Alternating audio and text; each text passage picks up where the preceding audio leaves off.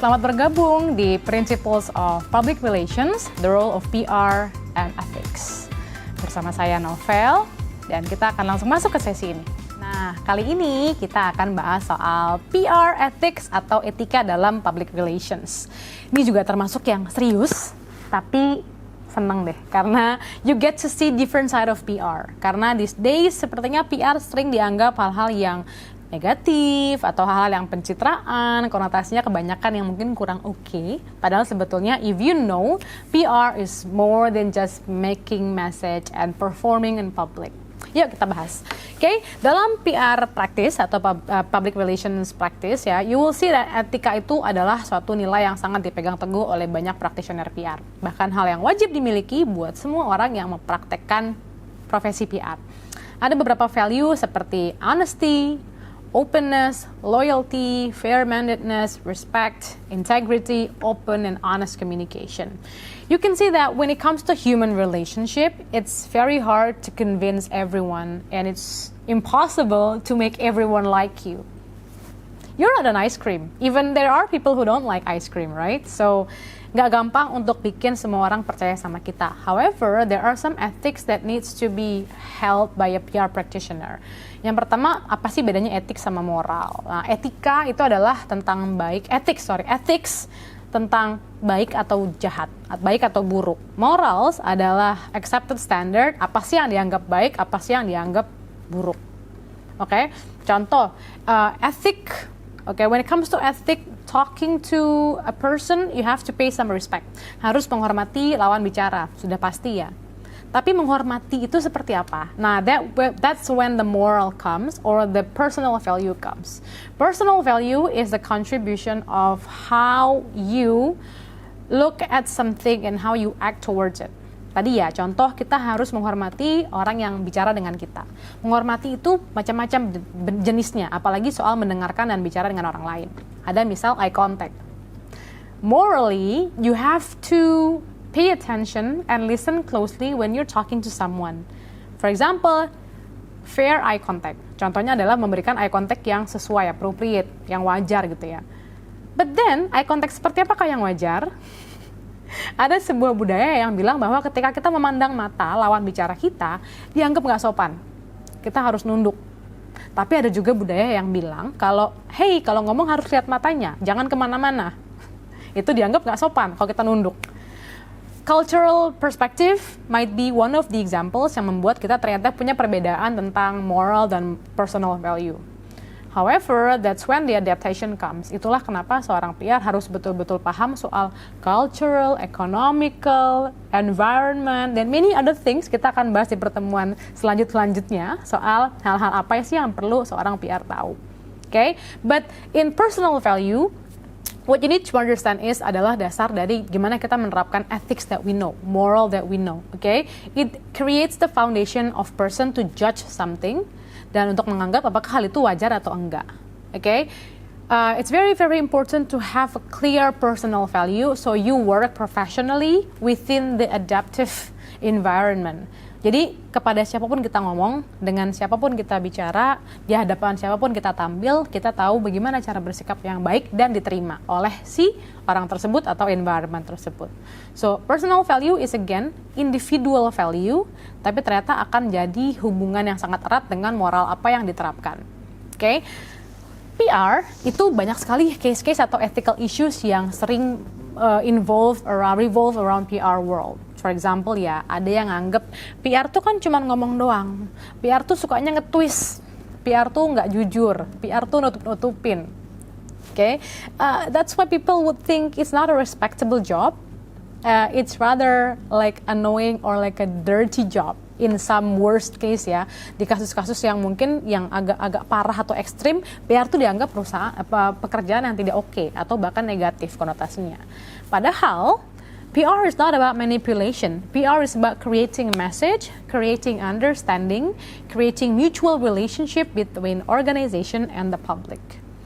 It sounds like a noble job, however, people will still take it wrongly atau badly. Okay?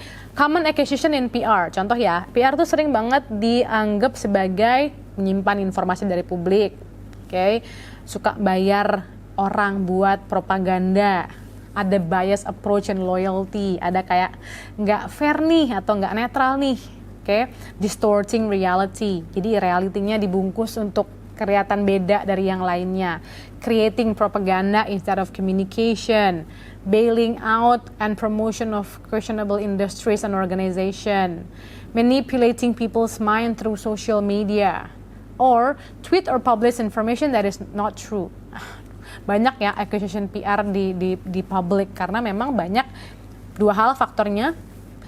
Audiensnya tidak paham apa yang dilakukan. Yang kedua memang PR-nya tidak bisa menampilkan diri mereka dengan baik sehingga orang jadi salah paham dan orang jadi judging atau misperception about what they do. This comes also in when it comes to crisis or issue ya. Jangankan nunggu crisis dan issue. Kadang-kadang in general thing aja we sound or we look very bad. Imagine if you work in a tobacco company, perusahaan tembakau atau perusahaan rokok. Sudah pasti many stigma, right? Like you're doing this, you're doing that, you're a bad company, you're not doing a good thing for the people, you're destroying the next generation and other things. Well, tugas PR adalah gimana caranya sebuah perusahaan rokok tampil sebaik mungkin dengan value yang seunik mungkin sehingga orang tidak lagi berpikir hanya pada perusahaan rokok itu merusak generasi berikutnya. Which is quite challenging, right? Nah, it comes to the obligation of PR, di mana kewajiban PR itu adalah 3 ya, organization, kepada organisasi atau perusahaan mereka bertanggung jawab untuk mewakili perusahaan sebaik mungkin. Mendapatkan trust, mendapatkan credibility, mendapatkan pemahaman dari audiensnya tentang perusahaan yang baik-baik. Yang kedua adalah untuk publik, tanggung jawabnya PR itu adalah of course to give clear and concise message to give them peace of mind, membuat publik itu tidak merasa dibohongi, tidak merasa dibodohi, tapi publik merasa teredukasi, terinformasikan dengan baik, dan juga merasa dilindungi oleh informasi mereka.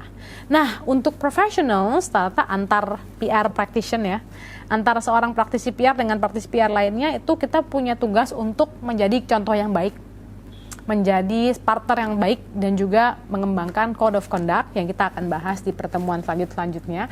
Code of conduct dalam PR yang harus dijaga, ada kode etik yang harus dijaga sehingga practitioner PR yang lainnya tidak ikutan terdampak citra buruknya suatu kejadian atau suatu PR. Situlah. Nah, kalau kita ngomongin soal theoretically ya, when it comes to PR ethics issue itu ada 4 frame atau 4 bingkai yang bisa dilihat dari Enman. Tahun 2004, silakan baca di reference-nya ada gimana caranya PR tuh mendefine specific problem.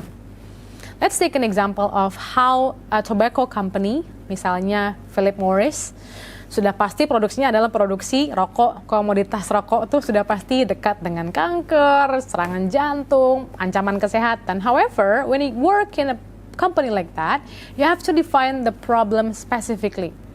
Apa sih problemnya dengan rokok? Kesehatan misalnya. So that's why try to define the problem, what people are worrying about, and try to answer that problem with a solution.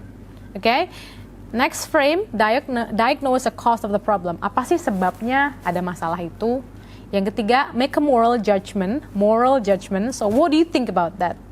Salah nggak sih ketika ada audiens atau publik yang merasa perusahaan rokok tuh mengancam kesehatan? Is it wrong? Is it right? If it's wrong, why? If it's right, why? And suggest remedies to the problem. Kita ambil contoh yang menurut saya paling berhasil ya, Jarum.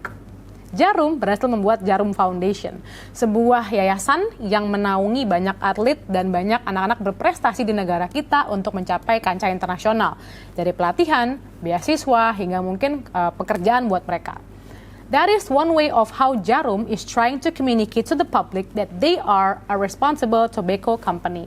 Meskipun mereka memproduksi rokok, tapi mereka punya tanggung jawab lain terhadap sosial, yaitu menciptakan sebuah yayasan yang bergerak di bidang kemanusiaan, olahraga, dan juga kepemudaan yang akhirnya fungsinya morally, hopefully, will make it equal to the bad impact that they cause. Selain merusak paru-paru dan jantung, mereka ternyata juga mengembangkan anak muda loh untuk ikutan kompetisi olahraga internasional atau mengadakan event olahraga terbesar misalnya. So that's a way of seeing how issue can be tackled as long as you have a good moral judgment and a proven statistical scientific research bahwa ternyata ada efeknya kok Dan harus dimonitor apakah betul sekarang trust orang terhadap Jarum, terhadap perusahaan tembakau sekarang sudah getting better karena ternyata mereka punya program sosial yang juga bisa mengimbangi dampak buruknya produksi mereka. That's also a good thing for you to see. Okay? Last but not least, I would like to bring the digital PR ethical. Aduh, UU ITE ya. Rekan-rekan, it's a very, very challenging world when it comes to digitalization era. It gives us so much opportunity and so many networking chances when it comes to technology. Okay? However, it's also a challenge for PR practitioner, gimana caranya berkompetisi dan bereksistensi di dunia digital dalam menciptakan citra, menghadapi berbagai cacian netizen atau dukungan netizen. It might be positive and negative impact, but it means PR practitioners need to construct as clear as possible when it comes to giving message to your audience. Sejelas mungkin, sebaik mungkin, sehingga pertanggungjawaban terhadap feedbacknya bisa dimonitor. Okay? Again, you cannot make everyone happy. You're not an ice cream. Even some people don't like ice cream. Okay? So when it comes to learning about ethics, in PR, you have to understand you have a moral code that you have to follow. You have to have personal value yang diterapkan buat setiap judgment kalian atau judgment kita dalam menerapkan konsep dan planning PR. Okay? Avoid deception. Jadi hindari berbohong kepada publik dengan meng-create message sebaik mungkin about your company, about your campaign, about your organization. For discussion this week, saya mau bawa suatu isu terbaru nih tahun 2022, JNE atau perusahaan logistik negara kita ya, ada yang berhasil memenangkan top brand. Nah, di link ini yang ada di file LMS, teman-teman kalian bisa lihat bagaimana JNE memenangkan award itu.